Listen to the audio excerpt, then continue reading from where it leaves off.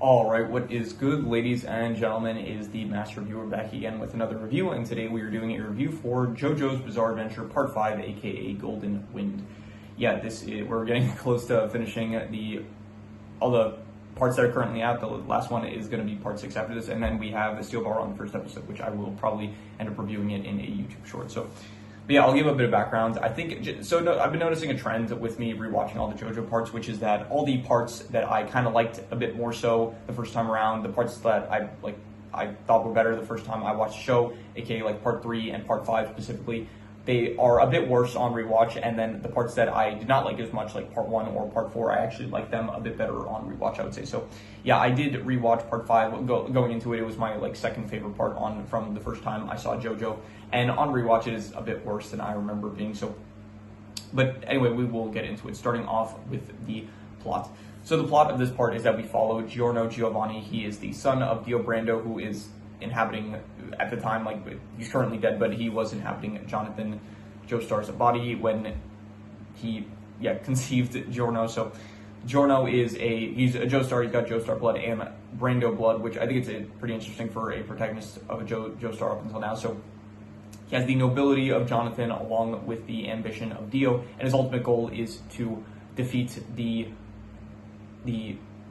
mafia boss he wants to defeat the leader of Passione. Passione is basically the mafia that is controlling all of Italy in this part of JoJo and probably the previous parts as well. So he wants to defeat the boss of Passione because Passione is he's not a good dude. He is peddling drugs to kids. That's the main kind of reason that they give for why Giorno wants to stop him. So yeah, basically they want a good-hearted mafia boss and not the kind of evil boss that is currently running Passione, which is, spoiler alert, there's going to be spoilers for this part, but yeah, it's Diablo. So anyway, so the part basically begins with Giorno joining the Familia of Bucciarati's Familia, or actually I think maybe the entire organization is called the Familia. So anyway, he ends up meeting Bucciarati. He kills this guy, Licciardi Luca, who is part of the Familia, and then Bucciarati goes to investigate, and through that, Giorno ends up meeting Bucciarati, and then they kind of he basically tells him his plan. Giorno defeats him in a fight, and then Bucciarati kind of is convinced into helping Giorno. So now Bucciarati brings Giorno to Polpo, the capo of the area, and so Polpo puts Giorno through a test.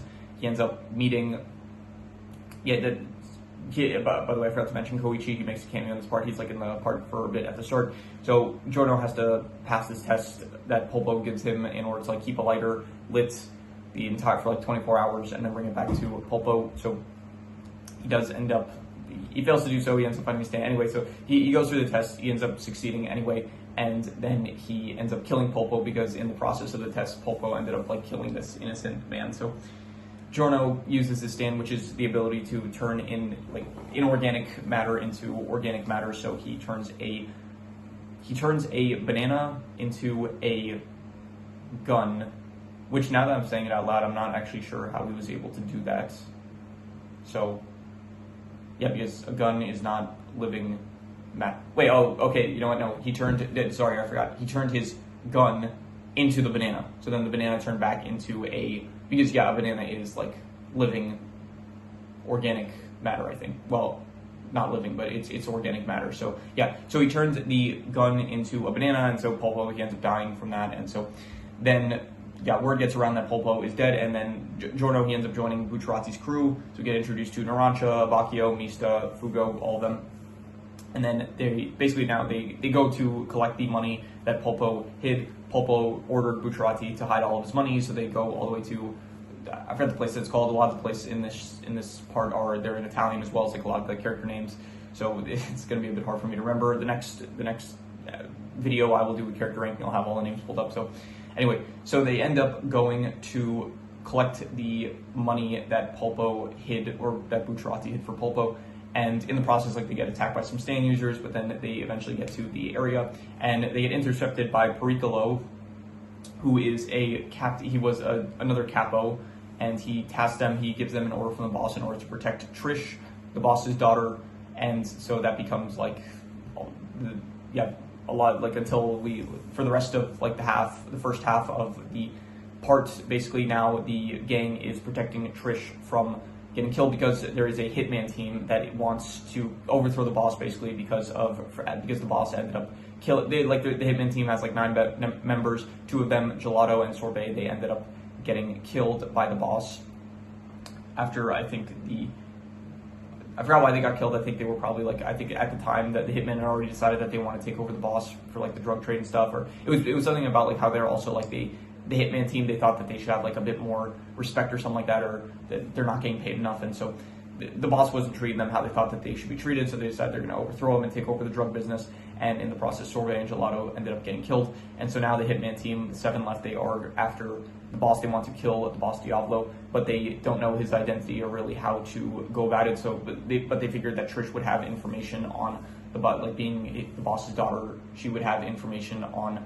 the boss, and so the hitman team is now going after Trish, and so the next couple of episodes are basically the Bucciarati's team kind of encountering a bunch of hitman stand users, and eventually it culminates with pretty much all the hitman getting defeated, and then there is the final confrontation between the leader of the hitman, Risotto, versus so this is where we find out that Diablo, up until now we don't even know his name, we just know him as the boss, but we end up finding out that he is actually a split personality. The original personality is called Vinegar Doppio, so Doppio is the one that is actually like the original personality of this guy's body, and then he has like this alter ego, aka Diablo, who is the actual boss of Passione, and so because like the boss has like in all mafia, like I've got the concierge, basically, like what was his name?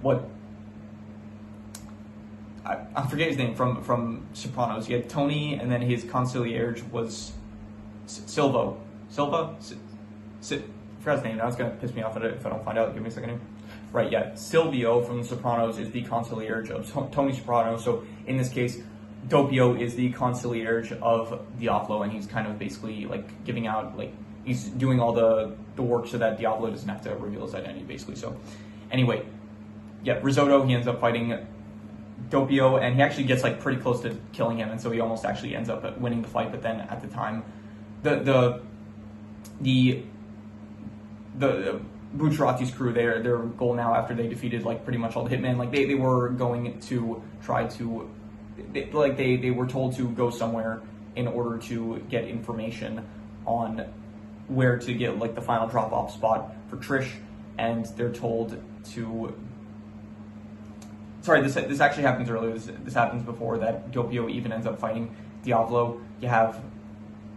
They end up going to like the drop-off spot, and then that's where they find out that Diablo was just planning to kill Trish the entire time.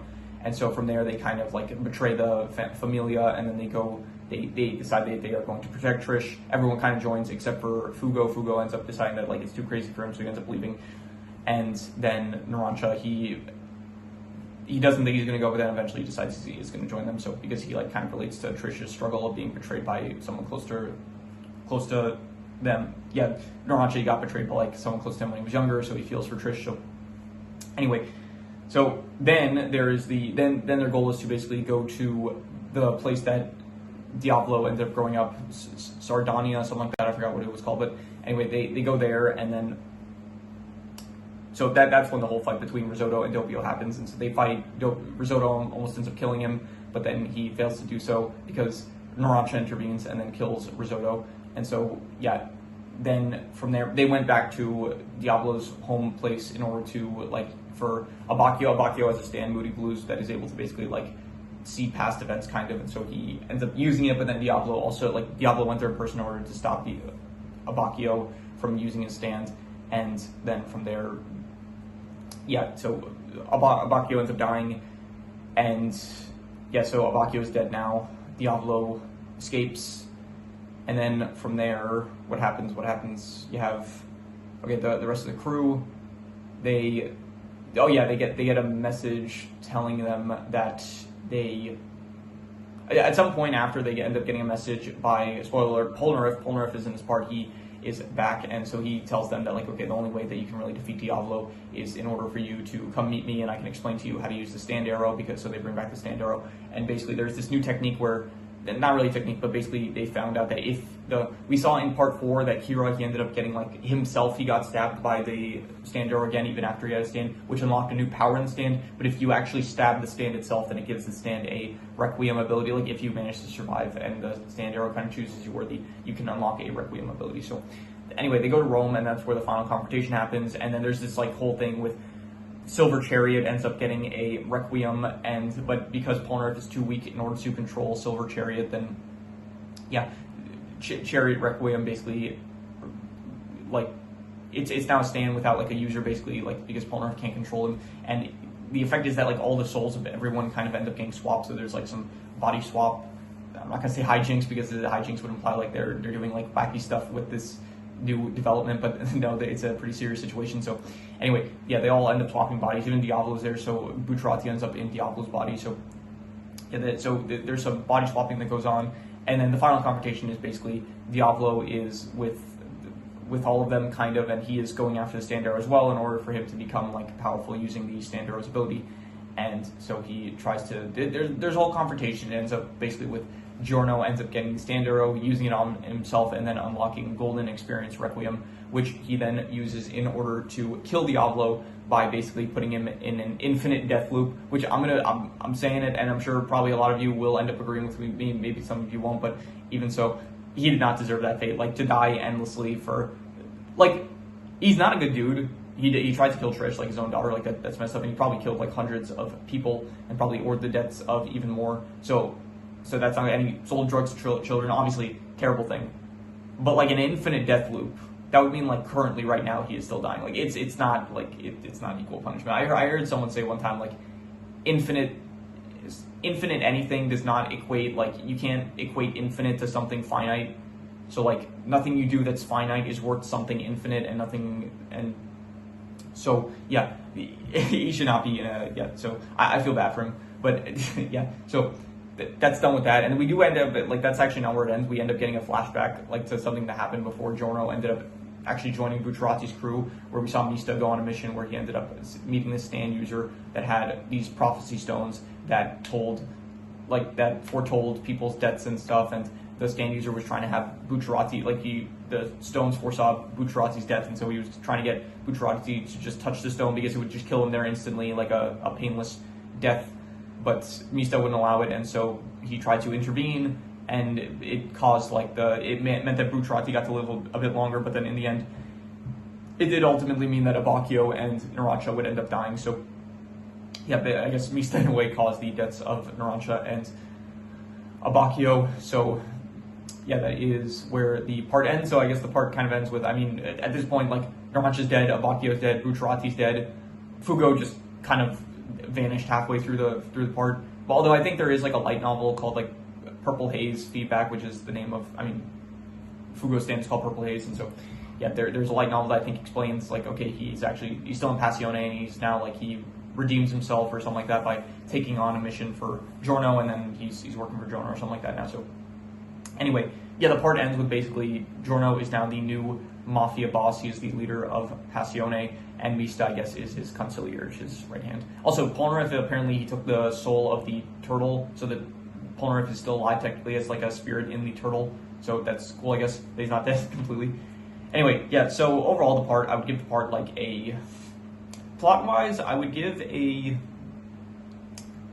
plot like a, honestly, I'll go a 4 out of 5. I do think that the plot, it's like, conceptually it is good. I do think that it's like on the same level as, here's the thing, it's similar to part 3 in the sense where it's like this long kind of journey, but in this case it's like not across like different countries or continents. It's more so just like all taking place in Italy, but it is like the same kind of thing of that, where it's like we're going from place to place. However, I did like it in part 3 better because it felt cleaner. It felt like, okay, a clear goal, which is basically make it from Japan to Egypt in order to defeat Dio. I thought that was like very nice and clean, and it's just like, yeah, it took a while to get there because it's like going across countries, and they couldn't use planes because then civilians would get hurt.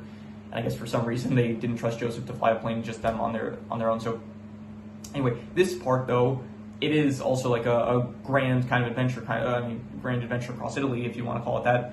But there is no like, the goals keep changing, where it's like at first it's just Giorno, like we find out, okay, Giorno wants to ultimately defeat the boss. Okay, that's like the ultimate goal. But it's like he joins the Familia. Then it's like they're going after Polpo's treasure, and then the plot switches to, okay, now we're defending Trish to bring to the boss, and then it becomes, okay, the boss actually wants to kill Trish, so we're protecting her now, and then it becomes, okay, we have to go to Rome. It's like just a lot of stuff that's like not like a lot, but like just I preferred when it was just a bit more simple in part 3. I would say it just worked a bit better for me, I would say. But even so, I do think like the whole thing of the hitman, well, I think it's a bit stupid. Like the only motivation is that they just want to stop Diablo from selling drugs to kids. It's a good motivation, but it also just feels like a bit, I don't know, tame. I want to say like there's no like personal stakes involved compared to like, again, part 3 also had like Jotaro's mother Holly and Joseph's daughter also Holly, same person.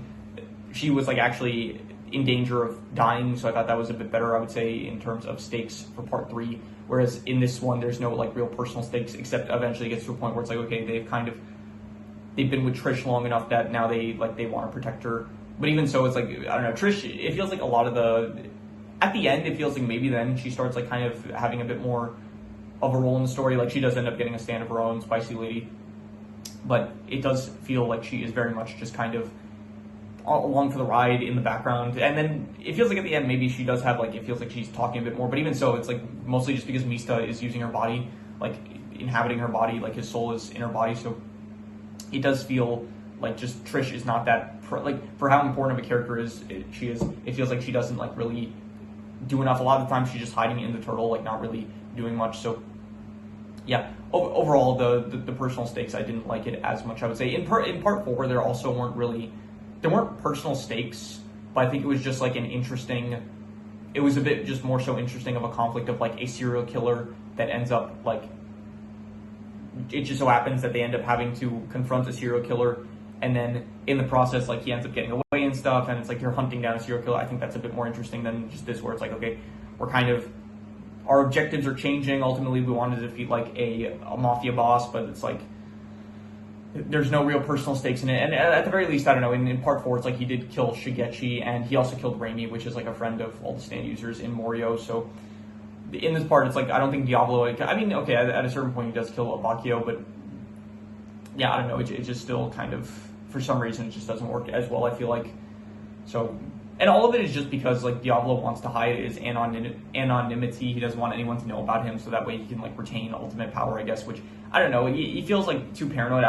He didn't do a good job of, I don't know, the part didn't do the best job of like portraying why, I guess, anonymity is so important to him. Like obviously he is the leader of a mafia syndicate, and so he does want to keep his identity on the low end, but still, like, it's like there have been mafia bosses that like have been well known, and they've even been fine. So, and now the dogs are barking, so I might have to like pause the recording just so that might have to wait for them to stop, which I will do now.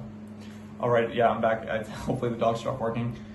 Anyway, I'm changing the score actually, and I'm not being generous. I'm not giving it a 4 to 5. I'm giving it a 3 to 5. I think like conceptually, I do like the whole fact that it's like, okay, we're kind of in like gang territory now. It's like mafia related stuff. I think mafia stuff is just always cool in general. Like there's a lot of mafia stuff I reviewed on this channel, whether it's Sopranos, The Godfather. Like that's always just kind of a cool like plot to have for anything, just like when it's related to the mafia. So I think that's just kind of, for that reason I was thinking like a 4 to 5, because I do like the mafia stuff definitely, but I still think like the plot itself, just like the fact that it's not so straightforward kind of, and it's just not as much personal stakes, and the stakes themselves don't feel as high as something like part 3 did. So I'm just gonna give the plot like a 3 to 5. I think it was all right. But yeah, definitely there's some stuff holding it back for me. In terms of the characters, once again, I will do a character ranking after this recording. But just in short, I think that the villains specifically, I think that they're a bit too repetitive. Where at the very least, part 3, it felt like there was some variety to like the different stand users that they would encounter. It's like they felt kind of different from each other. But in this case, it feels like pretty much all of them are just like the same assassin type that's just going after the Bucciarati's crew, where it's just like every episode just feels like, okay, it's either a member of the hitman team that is going after like Passione in order to get Trish, or it's just a member of like the special squad that is going after Passione to get Trish. It's just like everyone is, yeah, like you also had in part 3, like, yeah, there were a lot of assassins that were going after the Stardust Crusaders in order to like stop them from getting to Egypt. at the very least, I don't know, it felt like, and maybe it's because it was the first like actual part with Stan, so it's like to have that many was like an introduction to the Stan, so it still felt fresh at this point. Or maybe it could be the fact that like part 3 has like a similar kind of thing where it's like a bunch of assassins going after the main crew, kind of similar to part 3, so it feels like maybe too much of a copy of part 3. But either way, whatever the reason is, like, I don't know, it feels like too repetitive with the same kind of characters that are just going after the Bucciarati's gang in this part. So the villains, yeah, like there's still cool villains. I would say there's definitely some cool characters still here that go after them, but they just feel like way too, like there were certain unique ones. Like when it was like Pesci and his brother, I thought that was like kind of, it felt a bit different kind of, their like dynamic, I guess. But so many of these assassins dynamics just felt so plain and simple of just like, okay, I'm going after you. It's like there's nothing interesting about this character. There was the guy that had the Stand White album where he felt like he was a bit angrier than some of the other ones, so he was also a bit more memorable. But most of them just felt like very plain, I would say. So yeah, in terms of the characters, I did not really like the villains. The actual main crew themselves, it feels like, here's the thing. Okay, Giorno also himself, I'll start with Giorno. Giorno is not really the most interesting protagonist. I would say I did like probably, I still think Jonathan, Joseph are better. Jotaro is still a bit better, I would say as well. And Josuke even was a bit more like entertaining in part 4, whereas Giorno, he feels like very kind of, yeah, he's like noble and I guess ambitious and stuff, but it's like there's nothing really interesting to him. It's just like he has the goal in mind of like, okay, wants everything to be all right in the end. He wants like to defeat Diablo in order to like stop so that he won't be able to, I don't know, it's like for a character that's part of a crew called Passione, it feels like there's no passion to him. Maybe he feels like very tame always, like very calm. It's like he never really gets like angry at certain, I mean he gets angry occasionally, but I don't know, it still feels like very much just a bit of a boring protagonist, I would say, compared to all the Joestars that we've had so far in the series. And so Giorno is not the best protagonist, I would say. The crew themselves, Bucciarati I think is good. Abacchio, I actually think his backstory is very good. Fugo just dips like halfway, which is a shame because he was a good character. So yeah, I heard something about apparently Araki wanted to make it so that Fugo betrayed Bucciarati's crew, but then at the time, like when he was getting to that part, he didn't feel like it was right for the character or something like that, so he decided not to go against that, and then he just made it so that Fugo leaves halfway, which, I mean, I don't know, maybe it could have worked better if Fugo did end up betraying them. So anyway, Narancia, he's good, I do like him, and there is also Mista. Mista's like fine, but Mista feels a bit like the Polnareff of this part, where he gets like a lot more screen time compared to the actual main character, I would say. But yeah, he's fine, I would say. Trish, she feels like just a side character that's just along for the ride, and she's just in the turtle most of the time. She's not really doing much. It feels like she's not really interacting with the characters as much as I would hope. So yeah, Diablo, he is a cool villain. He's like very much up until this point. We had the Pillarmen, which they felt like very, very, they felt so strong that it felt like, oh, they were kind of like toying with Joseph when they would fight him. So they felt like very grand, the Pillarmen. You had Dio, who felt like very malicious, and you had Kira, who felt like very calculating and stuff. And Kira was interesting because Kira, we did get like his perspective a lot of the time during the fights. And Diablo, he feels like a combination of maybe the Pillarmen and Dio, where it's like he feels evil and he feels like very boastful and egotistical about himself, where it's like he feels like, oh, he thinks of himself as like way superior to everyone else. But at the same time, he is, and so he's like evil and stuff. So he's fine. He's not like a bad villain or anything. But yeah, he's not, like, I would still say Kira was better in part 4. He was a bit more interesting. And again, the whole thing with like the anonymity, it just feels way too, I don't know, it feels like just, I don't know the reason that he's really trying to do it so much, but yeah. Anyway, Doppio, if you want to consider it, Doppio was good, I would say. It was interesting having a character with like split personality disorder. I think that aspect of his character was good. Yeah, and I said the Hitman team, a lot of the assassins that they would just end up fighting were not really the best, I would say. So in terms of characters, I will give the characters like I'll go with 6 out of 10. I'll say that they were above average. I think we'll go with 6 out of 10, I'll say. In terms of these settings, let's see here. The settings, it takes place in Italy. I think Italy is a nice setting. And yeah, it's not as good as part 3. I think part 3 was a bit better. Even like part 2, just when you go to like different areas and they're not all in the same country. Like in part 2, they were like America, Mexico, Italy. I think they were actually so they were in Italy in part 2 as well, just like this part. So, and in part 3, there was also obviously like all of Asia, not all of Asia, but like a lot of the Middle East, a lot of, saw Hong Kong, Japan, Egypt and stuff, so it felt like there was more variety. Where here, it's like it all takes place in Italy, which is nice. Italy has like some nice areas, I would say, but it is still not as good as like part 2 or 3, I would say. I would compare it to Morio. I would say it's like fine. It's got a bit more variety compared to what Morio had in part 4, but Morio feels a bit more unique, and it's better than England, I guess, in part 1. So I'll give the settings like I'll go like a 6.5. I thought the settings were good, I would say. In terms of the art style, this is a nice art style, I would say. I have no real thoughts on it. It still looks good. I would give the art style like I don't know, we'll go a 7 out of 10, pretty good. In my opinion, Jojo, it's not, honestly, I thought after the Rohan Kishibe special, I thought from what I remembered, I thought that the art style from that like mini-series transfers over to all the parts afterwards. So yeah, I kind of would have liked it a bit better, because I did like the art style for the Rohan Kishibe mini-series a bit more than I like what the parts look like now. I thought it would be a bit more like that, but it's not. But it's fine. It's still it's a pretty good art style, I would say. It's just never been, I don't know, it feels a bit more as similar to part 4, like all the previous parts, I would say. And I did, from what I remembered, I thought that it was like a bit more different compared to those previous parts, I would say. So I'll just give the art style a 7 out of 10. In terms of the action, the stands and stuff in this part, there weren't as many ones that I like really stand out in my mind as being like really cool and stuff. I did say in the past, like I do like the more unique kind of stands, and in this case, a lot of them did feel very battle oriented, like very battle heavy, I would say. I guess with the nature of the whole part being like basically assassins going after the Bucciarati crew, so it's like you don't have as many unique kind of stands. But yeah, I would say the action, it was like, I don't know, I'll go like a 6 out of 10. I'll say it was above average, I would say. In terms of the worst thing, I'll say the worst thing is just probably the repetitiveness, honestly, of like all the assassins and stuff. It did get a bit boring after a while, of just like, oh, another dude that's like going after them, and it's like just a stand. And yeah, the stand is like, it makes them all a bit different from each other, but even so, it's like it just started getting boring. Like their personalities weren't anything interesting, I would say. So the worst thing was probably just the repetitiveness of the part, which I would say was a 4.5, not good. I was getting like a bit bored at times of just the same thing happening over and over again, of like just like, again, when the stands were a bit more unique, it was interesting, but a lot of them just weren't. There was a lot of stands here that I just didn't care for their powers a lot, so it just made a lot of the fights just very repetitive, of like, okay, another assassin, which is this ability that I don't really care for too much, going after the main crew. And so yeah, that was my least favorite part. In terms of the best thing, I would say the best thing was probably still like all the aspects with Diavolo and Doppio and stuff. I still thought, like, even if Diavolo is not one of the best villains, he is still a very good villain, I would say. And I did think that he was I like the aspects of like him versus your Diavolo versus Risotto. Honestly, the whole Risotto fight I actually really liked a lot, and honestly, maybe I'll say that was my favorite part of the favorite. Yeah, I think honestly the Risotto versus Doppio fight, I think that was my favorite that was my favorite scene from the part, I would say. And I would give that like I give it like a 7.5. I thought it was a very good fight, I would say. Yeah, very good. So yeah.